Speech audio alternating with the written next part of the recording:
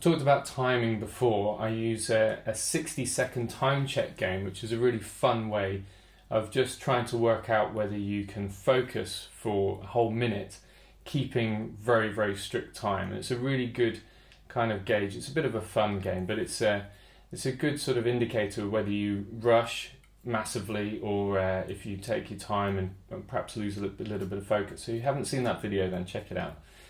But in this video, I want to show you a way in which you can improve that. Now, I had a comment which was saying that I was a bit harsh to say that you couldn't really sort of move and express with the beat.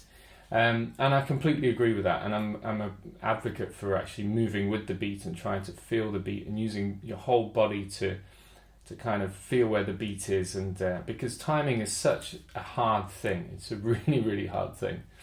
So I want to give you this video and show you a little technique that you can do, and you can actually do it all in your head. So I'm going to be talking about subdividing the beat. So first of all, I'll play a scale at 60 beats per minute, and let's see what it's like just coming in cold and playing a scale on the piano at 60 beats per minute.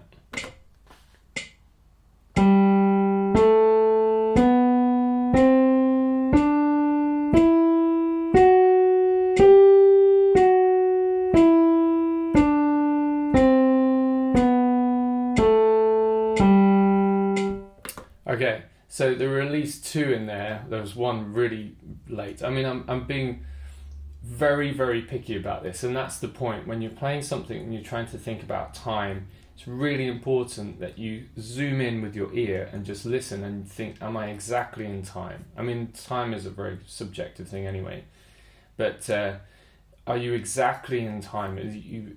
As soon as the click happens, that's when the note should appear.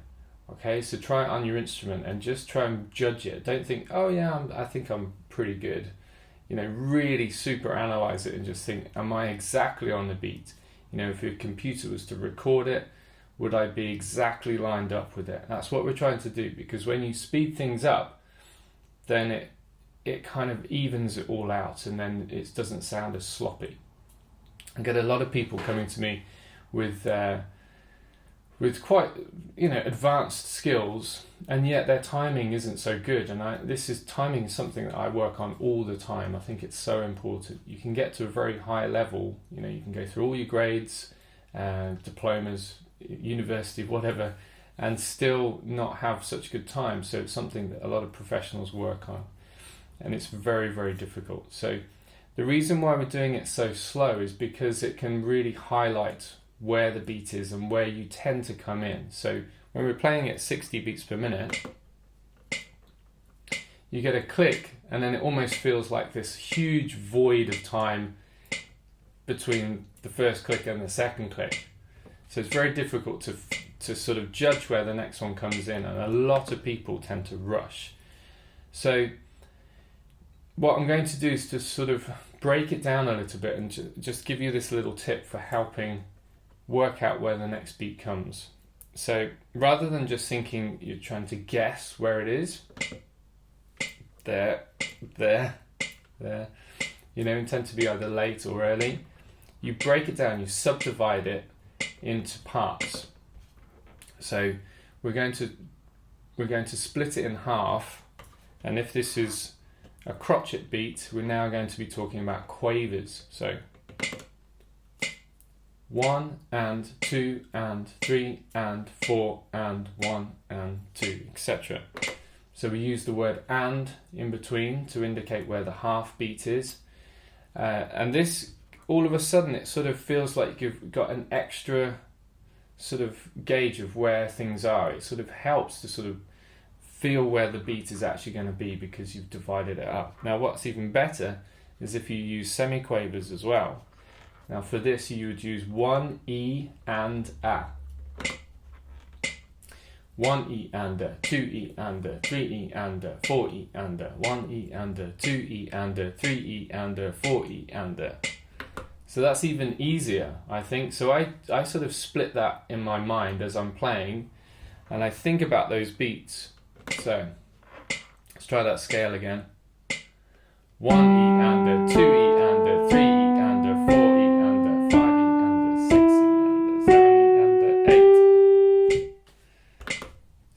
perhaps a little bit better. Okay, the more you do it, the more you sort of zone into this into the tempo, and you kind of get really synchronized with it. So I'd encourage you to give it some time, not a huge amount of time so you just numb your mind completely, but just maybe 5 minutes, which is it's long enough.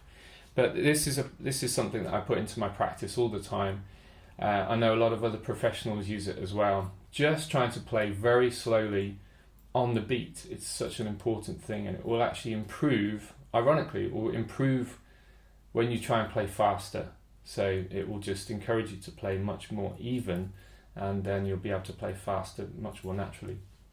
I've got a friend of mine, a bass player, who I always remember this. I asked him what he practiced, and he said, I practice really, really fast, which I kind of expected, and I also practice really, really slow, which I didn't expect. But actually it makes much more sense now, because to practice slow, you're encouraging all sorts of musicianship skills and just to really sort out your timing and the evenness of playing. So good luck with it. Let me know if you have any problems, and make sure you subscribe to the channel. And if you're looking at this video other than on my blog, then make sure you look at the blog as well. Sign up to that, and I'll see you on the next video.